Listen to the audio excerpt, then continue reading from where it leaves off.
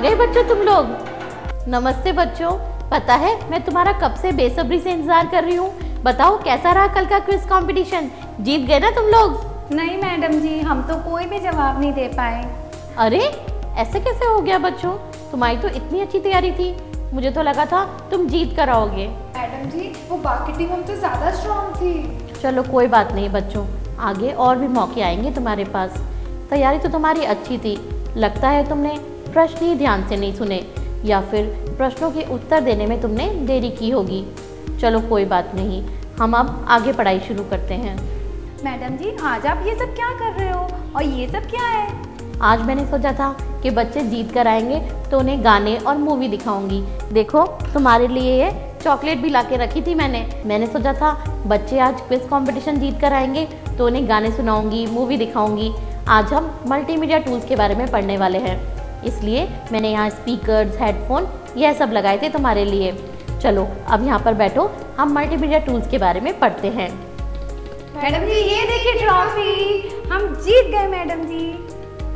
अरे तो ट्रॉफी लेकर आए मेरे बच्चे, वही मैं सोचूं कि मेरे बच्चे हार कैसे सकते हैं, मुझे तुम्हारे जीतने की पूरी उम्मीद थी। चलो तो अब आगे का पढ़ते हैं, आओ बैठो।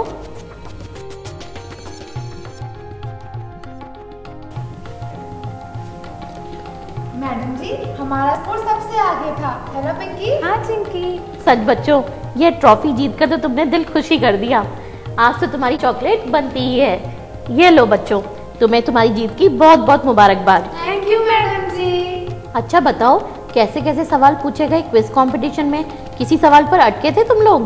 मैडम जी हर तरह के सवाल थे, सब सवालों के जवाब हमने अच्छे से दिए, लेकिन 2-3 सवाल थे जो कि डेटाबेस और विंडो मीडिया प्लेयर पे संबंधित थे, उनके जवाब हम नहीं दे पाए। हाँ मैडम जी, एक सवाल मल्टीमीडिया संबंधित था, उसका जवाब नहीं दे पाए पर हम। तो चलो बच्चों कोई बात नहीं, आज हम डेटाबेस संबंधित टर्मिनोलॉजी और मल्टीमीडिया टूल्स को ही जान लेते हैं। बोलो सही है ना? हाँ मैडम जी ये अच्छा रहेगा। आज हमारे पास स्पीकर, हेडफोन यह सब भी अटैच हैं, तो हम आसानी से मल्टीमीडिया टूल्स और विंडो मीडिया प्लेयर के फीचर्स जान लेंगे। मैं तुम्हें मूवी और गाने की फाइल दिखाकर उन्हें भी विंडो मीडिया प्लेयर में चलाना सिखा दूंगी। अरे वाह, फिर तो हमारी आज की कक्षा बहुत ही रोचक होने वाली है। हाँ मजा आएगा अब तो। लेकिन वो बाद में, पहले ये बताओ कि डेटाबेस संबंधित ऐसा क्या प्रश्न था जिसका तुम जवाब नहीं दे पाए? डेटाबेस सेक्शन में 3-4 सवाल पूछे गए थे, DBMS, SQL का फुल फॉर्म, और पिंकी याद है क्या क्या सवाल पूछे गए थे? और चिंकी एक वो फॉर्म्स, रिपोर्ट्स और मैक्रोस के ऊपर सवाल था ना? मैडम जी मैक्रोस तो आपने वर्ड प्रोसेसर में बताए थे, लेकिन क्या मैक्रोस डेटाबेस में भी होते हैं? बच्चों मैक्रोस तो word processor, spreadsheet software, presentation application सभी में होते हैं। डेटाबेस एप्लीकेशन में भी मैक्रोस की मदद से क्रियाओं को स्वचालित अर्थात ऑटोमेट किया जा सकता है। और हाँ मैडम जी, एक प्रश्न प्राइमरी की के ऊपर भी था, वह हमको आता नहीं था तो हमने पास कर दिया। तो पिंकी कितना अच्छा हुआ ना कि दूसरी टीम भी उस प्रश्न का उत्तर नहीं दे पाई। हाँ चिंकी। अच्छा तो चलो पहले मैं तुम्हें डेटाबेस की इन टर्मिनोलॉजीज के बारे में ही बताती हूँ। देखो बच्चों, हर तरह की संस्था में बिजनेस, एम्प्लॉयज़, फाइनेंस संबंधित डेटा स्टोर करने की आवश्यकता होती है। तुम्हारे स्कूल में भी टीचर्स, स्टूडेंट, एकेडमिक डिटेल्स के लिए डेटा भंडारित किया जाता है। इन विवरणों को रजिस्टर और फाइल में किसी ऑर्डर में स्टोर किया जाता है। इस प्रकार के संगठित डेटा के संग्रह को डेटाबेस कहते हैं। मानवीय तरीके से संगठित डेटाबेस की तुलना में इलेक्ट्रॉनिक रूप में स्टोर डेटाबेस के बहुत लाभ हैं। क्या तुम बता सकते हो कि कंप्यूटर पे स्टोर किए गए डेटाबेस के क्या क्या लाभ होंगे?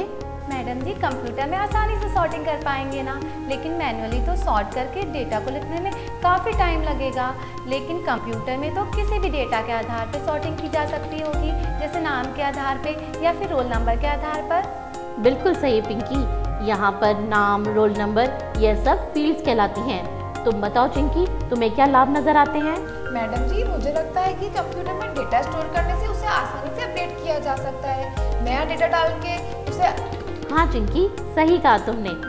बच्चों कंप्यूटर में डेटा को स्टोर करने के लिए DBMS अर्थात डेटाबेस मैनेजमेंट सिस्टम का प्रयोग किया जाता है। यह DBMS एक एप्लीकेशन ही है जिसके द्वारा डेटाबेस में डेटा को मेंटेन किया जाता है। मैडम जी डेटा को मेंटेन करना मतलब? डेटा को मेंटेन करना मतलब डेटा को स्टोर करना, उसे ऑर्गेनाइज करना और उसे पुनः प्राप्त करना। मैडम जी कुछ DBMS एप्लीकेशन के नाम बताइए ना। देखो बच्चों, जैसे Access, FoxPro, SQL Server, Oracle, DB2, Informix आदि ऑपरेटिंग सिस्टम के हिसाब से अलग अलग कंपनीज के डेटाबेसेस हैं। इन डेटाबेस मैनेजमेंट सिस्टम्स में क्या टेबल्स को बनाकर डेटा को स्टोर किया जाता है मैडम जी? हाँ पिंकी, एक डेटाबेस मैनेजमेंट सिस्टम में कई डेटाबेसेस हो सकते हैं। इन डेटाबेसेस में कई टेबल्स हो सकती हैं। डेटा को इन टेबल्स में ही ऑर्गेनाइज किया जाता है। इन टेबल्स के अलावा उस डेटाबेस में फॉर्म्स, रिपोर्ट्स यह सब बनाए जा सकते हैं। इसी तरह से व्यूज, ट्रिगर, इंडेक्स यह सब भी क्रिएट करने की फैसिलिटी होती है। और टेबल का स्ट्रक्चर तो तुम लोग को पता ही है कि किस तरह का होता है। बताओ चिंकी, टेबल का स्ट्रक्चर कैसा होता है? टेबल में डेटा को रो कॉलम में अरेंज किया जाता है। रो में रिकॉर्ड्स और कॉलम में अलग अलग फील्ड को दर्शाया जा सकता है। जैसे स्टूडेंट टेबल में रोल नंबर, मार्क्स, परसेंटेज इत्यादि फील्ड हो सकती है। एक स्टूडेंट के लिए एक रो में इन सब की फील्ड की एंट्री करने पर एक रिकॉर्ड तैयार हो जाता है। तो क्या मैडम जी यही स्ट्रक्चर DBMS में भी होता है क्या? हाँ चिंकी, यही सेम स्ट्रक्चर होता है DBMS की टेबल्स में भी। इसमें रो और कॉलम में डेटा को अरेंज किया जाता है। बहुत सारे रिकॉर्ड्स हो सकते हैं किसी भी टेबल में और कितने भी कॉलम्स यानी कि कितनी भी फील्ड्स हो सकती हैं एक टेबल के अंदर। मैडम जी वो प्राइमरी की क्या होती है? टेबल का वह फील्ड जो हर रिकॉर्ड की अद्वितीय या यूनिक ढंग से पहचान कराता है वह प्राइमरी की कहलाता है। प्राइमरी की का क्या उपयोग होता है मैडम जी? हम जिस फील्ड पर प्राइमरी की डालते हैं उस फील्ड के लिए डुप्लीकेट वैल्यूज नहीं डाली जा सकती। इस प्रकार टेबल में अनावश्यक डेटा की एंट्री को रोका जा सकता है। जैसे मान लो कि कोई स्टूडेंट टेबल है। स्टूडेंट टेबल में स्टूडेंट के नाम तो सेम हो सकते हैं लेकिन दो स्टूडेंट्स के रोल नंबर कभी भी सेम नहीं होंगे। तो अगर हम रोल नंबर की जो फील्ड है उस पर प्राइमरी की असाइन कर दें तो फिर डुप्लीकेट रिकॉर्ड्स की एंट्री नहीं हो पाएगी। कभी कभी डेटा एंट्री ऑपरेटर से इस प्रकार की गलती हो जाती है कि एक ही स्टूडेंट के मार्क्स 2 बार चढ़ जाते हैं। तो अगर रोल नंबर वाली जो फील्ड है उस पर प्राइमरी की डली हुई है तो ऐसा संभव नहीं हो पाएगा। बच्चों, हमने रोल नंबर पर प्राइमरी की असाइन की है। तो जैसे मान लो कि 11वें रोल नंबर के लिए रिकॉर्ड एंट्री किया गया। अगर कभी दोबारा से 11वें रोल नंबर के लिए एंट्री की जाएगी तो वहाँ पे एरर आ जाएगी क्योंकि यह डुप्लीकेट रिकॉर्ड्स, रोल नंबर पे डुप्लीकेट रिकॉर्ड्स की एंट्री संभव नहीं हो पाएगी। तो बच्चों आया समझ तुम्हें? जी मैडम जी। तो बच्चों इस तरह से कीज के द्वारा डेटा की इंटीग्रिटी को मेंटेन किया जाता है। आया समझ तुम्हें है? जी मैडम जी। बच्चों किसी लार्ज डेटाबेस में से कुछ डेटा को प्राप्त करने के लिए क्वेरी लैंग्वेज का इस्तेमाल होता है। क्वेरी लैंग्वेज से DBMS में क्वेरी लिखकर हम डेटा को प्राप्त कर सकते हैं। जैसे मान लो कि स्टूडेंट टेबल में से हमें उन स्टूडेंट्स का रिकॉर्ड चाहिए जो कि क्लास 5th में पढ़ते हैं। तो उसके लिए क्वेरी लिखकर उसे रन कराकर उन रिकॉर्ड्स को प्राप्त किया जा सकता है। आया समझ? जी मैडम जी। और मैडम जी फॉर्म्स और रिपोर्ट्स क्या होते हैं? पिंकी, यूजर्स के लिए टेबल में डेटा को एंटर कराने के लिए, दिखाने के लिए और मॉडिफाई करने के लिए फॉर्म्स को इंटरफेसेस के रूप में काम में लिया जाता है। और रिपोर्ट्स के द्वारा हम टेबल या क्वेरीज से अपने डेटा को एक फॉर्मेट में प्रेजेंट कर सकते हैं और उसका प्रिंट भी निकाला जा सकता है। मैडम जी SQL की फुल फॉर्म क्या है? SQL की फुल फॉर्म है स्ट्रक्चर्ड क्वेरी लैंग्वेज। इससे क्वेरी लिखकर डेटाबेस में से डेटा को रिट्रीव किया जाता है। बच्चों यह 5th जनरेशन लैंग्वेज है। SQL अर्थात स्ट्रक्चर्ड क्वेरी लैंग्वेज बिल्कुल इंग्लिश लैंग्वेज जैसी नेचुरल है। इसमें क्वेरी लिखना अगर सीखना हो तो उसके लिए 10-15 दिन की ट्रेनिंग की ज़रूरत नहीं है जैसा कि और प्रोग्रामिंग लैंग्वेज में होता है। जैसे और प्रोग्रामिंग लैंग्वेज में अगर किसी डेटाबेस में से डेटा रिट्रीव करना हो तो उसके लिए कम से कम 20-25 लाइन का एक प्रोग्राम लिखना पड़ता है, लेकिन क्वेरी लैंग्वेज में केवल एक स्टेटमेंट से यह संभव है। तभी तो यह लैंग्वेज 5th जनरेशन लैंग्वेज कही जाती है। आया समझ बच्चों? जी मैडम जी। बच्चों अब हमने DBMS पे तो काफ़ी कुछ डिस्कस कर लिया है। चलो अब मल्टीमीडिया टूल्स को काम में लेकर देखते हैं। मैडम जी हमें किसी DBMS एप्लीकेशन पे काम करना नहीं सिखाएंगे क्या? बच्चों अभी तो थोड़े दिनों में तुम्हारी परीक्षा ही है, तुम लोग 3-4 दिन ही आओगे। इतने इतने कम दिनों में हम DBMS एप्लीकेशन को नहीं समझ पाएंगे। जब तुम छुट्टियों के बाद आओगे तब हम जरूर से DBMS एप्लीकेशन को पढ़ेंगे। ठीक है मैडम जी। बच्चों, तुम्हें पता है क्या कि मल्टीमीडिया क्या होता है? मैडम जी, टीवी पर जो कार्टून्स आते हैं वो मल्टीमीडिया टूल्स के प्रयोग से ही बनते हैं ना? हाँ पिंकी। चिंकी, मल्टीमीडिया टूल से एनिमेशंस और ग्राफिक्स पे काम कर सकते हैं। मैडम जी, और जो 3D फिल्में बनती हैं या ग्राफिक्स का जो फिल्मों में इस्तेमाल होता है वह भी तो मल्टीमीडिया टूल की मदद से ही होता है ना? हाँ बच्चों, कोई इनविटेशन कार्ड बनाना हो या संगीत सुनना हो, मूवी बनानी हो या देखनी हो, यह सब मल्टीमीडिया का ही भाग है। आजकल तो स्कूलों में भी विभिन्न विषयों को समझाने के लिए मल्टीमीडिया टूल्स का ही इस्तेमाल किया जाता है। इसमें animated presentation, video clip, sound, इन सब के द्वारा टॉपिक को इंटरेस्टिंग तरीके से समझाया जाता है। मल्टीमीडिया के प्रयोग से कंप्यूटर एडेड टीचिंग कार्यक्रम काफ़ी प्रसिद्ध हो रहे हैं आजकल। यह कार्यक्रम इंटरैक्टिव प्रकृति के होते हैं, जिससे स्टूडेंट्स को सिद्धांतों को समझने में काफ़ी मदद मिलती है। हाँ मैडम जी, आजकल टीवी में कई एड्स आते हैं इन कंप्यूटर एडेड टीचिंग प्रोग्राम्स के, और उन्हें बताया जाता है कि इन प्रोग्राम्स के द्वारा काफ़ी जटिल विषयों को यूज़र फ्रेंडली तरीके से बताया जाता है। हाँ पिंकी, तो बच्चों, डिजिटल तकनीकी से एनिमेशन, साउंड, वीडियो, टेक्स्ट, इन सब का समन्वय मल्टीमीडिया कहलाता है। मल्टीमीडिया तकनीकी को कंप्यूटर और उपयोगकर्ता के बीच अंतक्रिया या संचार बढ़ाने का माध्यम भी माना जा सकता है। चलो अब हम विंडो मीडिया प्लेयर को काम में लेकर देखते हैं। विंडो मीडिया प्लेयर में हम ऑडियो और वीडियो फाइल्स को प्ले करके देख सकते हैं। विंडो मीडिया प्लेयर में हम डिजिटल मीडिया फाइल्स की प्लेलिस्ट तैयार कर सकते हैं।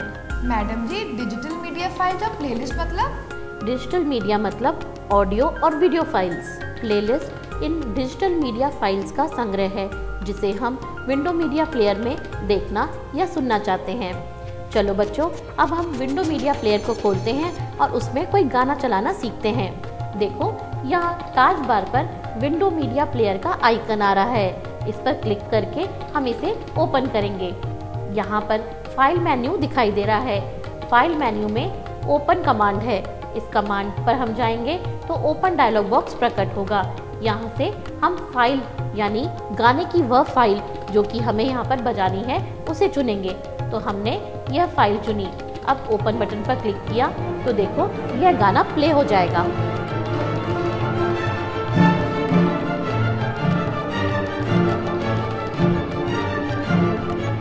बच्चों, अभी तो मैंने गाने को पॉज करके रोक दिया है। अब मैं इस विंडो मीडिया प्लेयर को बंद करती हूँ और बताती हूँ कि कैसे डायरेक्टली हम बिना विंडो मीडिया प्लेयर खोले किसी गाने को प्ले कर सकते हैं। देखो, यहाँ भी मिनिमाइज, मैक्सिमाइज, रीस्टोर और क्लोज के बटन हैं। क्लोज के बटन पर क्लिक करके हम इस विंडो मीडिया प्लेयर को बंद कर सकते हैं, या फिर फाइल मेन्यू पर जाएंगे तो वहाँ भी एग्जिट कमांड है, जिसके द्वारा विंडो मीडिया प्लेयर से बाहर निकला जा सकता है। देखो, यहाँ पर हमारी एक गाने की फाइल पड़ी हुई है। इसे चुनते हैं। इस पर राइट क्लिक करेंगे तो हमारे पास विभिन्न विकल्प जैसे प्ले से यह गाना विंडो मीडिया प्लेयर में प्ले हो जाएगा। इसी तरह से अगर हम इसे किसी दूसरे प्रोग्राम में खोलना चाहें तो उसके लिए हमारे पास ओपन विद कमांड भी है। चलो इसे यहाँ से प्ले करके देखते हैं। प्ले बटन पर क्लिक किया, देखो विंडो मीडिया प्लेयर खुल गया।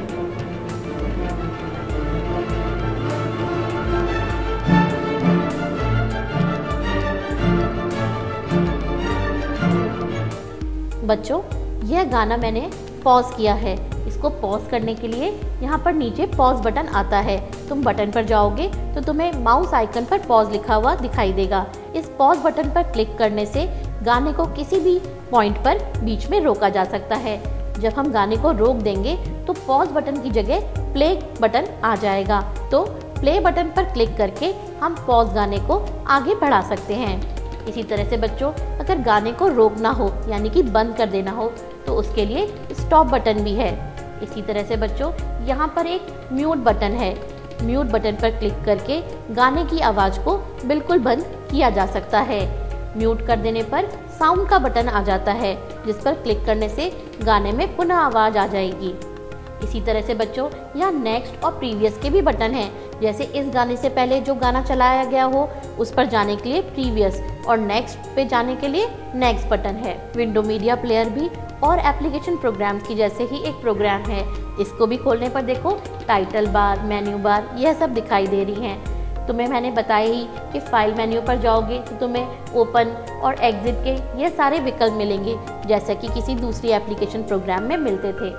बच्चों, यहाँ से हम गाने को सीडी से कॉपी कर सकते हैं। इसके लिए कॉपी फ्रॉम सीडी आता है।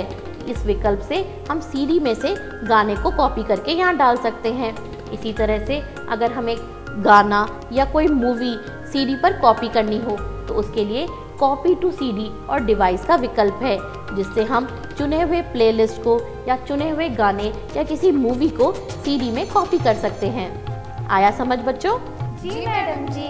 लेकिन मैडम जी, इसमें प्लेलिस्ट कैसे तैयार होती है? प्लेलिस्ट तैयार करने के लिए हमें मीडिया लाइब्रेरी पर क्लिक करना होगा। देखो फीचर्स टास्क बार पर मीडिया लाइब्रेरी का यह विकल्प है, इस पर क्लिक करेंगे। अब यहाँ हमें न्यू प्लेलिस्ट का यह विकल्प चुनना है। देखो न्यू प्लेलिस्ट चुनने पर हमें प्लेलिस्ट को एक नाम देना होगा। इसे हमने नाम दिया। अब ओके बटन पर क्लिक करेंगे तो देखो यहाँ पर एक नई प्लेलिस्ट बनकर आ गई। अब हमें इस प्लेलिस्ट में अपने पसंद के गाने डालने हैं। देखो इस प्लेलिस्ट पर हम क्लिक करके इसे एडिट करेंगे तो हम इस पे गाने डाल पाएंगे। इसके लिए हमने यह MP3 वाली फाइल चुनी। तो देखो इस तरह से फाइलों को चुनकर हम इसमें गाने ऐड कर देंगे। ओके बटन पर क्लिक करेंगे तो इसमें यहाँ पर इस तरफ गाने दिखाई देंगे। तो बच्चों, इस तरह से प्लेलिस्ट से अपने पसंद के गानों का संग्रह बनाया जा सकता है। चलो अब विंडो मीडिया प्लेयर को बंद करते हैं और साउंड रिकॉर्डर खोलते हैं। साउंड रिकॉर्डर से क्या किया जाता है? साउंड रिकॉर्डर में ऑडियो को रिकॉर्ड किया जाता है और उसे प्ले करके सुना भी जा सकता है। साउंड बजाने के लिए हमारे कंप्यूटर में साउंड कार्ड और स्पीकर होने चाहिए। इसी तरह बच्चों, साउंड को रिकॉर्ड करने के लिए हमें माइक्रोफोन और साउंड कार्ड की आवश्यकता होती है। देखो जैसे यहाँ पर जो ये माइक है जिससे हम आवाज़ को रिकॉर्ड करेंगे। मैडम जी, क्या हम अपनी आवाज़ रिकॉर्ड कर सकते हैं? हाँ, बिल्कुल कर सकते हैं। चलो पहले हम साउंड रिकॉर्डर खोलते हैं। इसके लिए स्टार्ट पुश बटन पर क्लिक करेंगे। यहाँ पर ऑल प्रोग्राम्स चुनेंगे और एसेसरीज ग्रुप पर क्लिक करेंगे। यहाँ से हमें एंटरटेनमेंट ग्रुप चुनना है। देखो यहाँ साउंड रिकॉर्डर का विकल्प आ रहा है। इस पर क्लिक करते ही साउंड रिकॉर्डर खुल जाएगा। देखो यहाँ पर जो ये लाल चिन्ह वाला रिकॉर्डर का बटन है, इस पर क्लिक करके हम आवाज़ को रिकॉर्ड कर सकते हैं। चलो चिंकी, तुम इसे लगाओ और फिर अपनी आवाज़ रिकॉर्ड करके देखो। जी मैडम जी। अब बोलो मैडम जी। रुको, मैं रिकॉर्डिंग का बटन स्टार्ट करती हूँ। वंदे वंदे मातरम, वंदे मातरम, वंदे मातरम, वंदे। अब हमें स्टॉप के बटन पर क्लिक करना होगा। चलो अब हम इस रिकॉर्डिंग को सेव कर देते हैं। इसके लिए फाइल मेन्यू में जाकर सेव एज के कमांड पर क्लिक करेंगे। इसे नाम देते हैं और सेव करते हैं। मैडम जी, इन फाइल्स का क्या एक्सटेंशन होता है? Pinky, recorded sound wave form अर्थात .wav फाइल में स्टोर होती है। देखो पिंकी ने जो ये आवाज़ रिकॉर्ड करी है इसे हम प्ले करके देखते हैं। किसी भी साउंड फाइल को प्ले करने के लिए फाइल मेन्यू पर क्लिक करेंगे। यहाँ ओपन कमांड चुनेंगे। अब यहाँ यह ओपन डायलॉग बॉक्स में से हमें वेव फाइल चुननी होगी। तो हमने चिंकी की आवाज़ वाली यह वेव फाइल चुनी और ओपन बटन पर क्लिक किया तो इससे यह फाइल लोड हो गई। अब हम प्ले बटन पर क्लिक करके इस आवाज़ को सुन सकते हैं। स्टॉप बटन पर क्लिक करने से यह वेव फाइल रुक गई। चलो अब इस साउंड रिकॉर्डर को बंद कर देते हैं।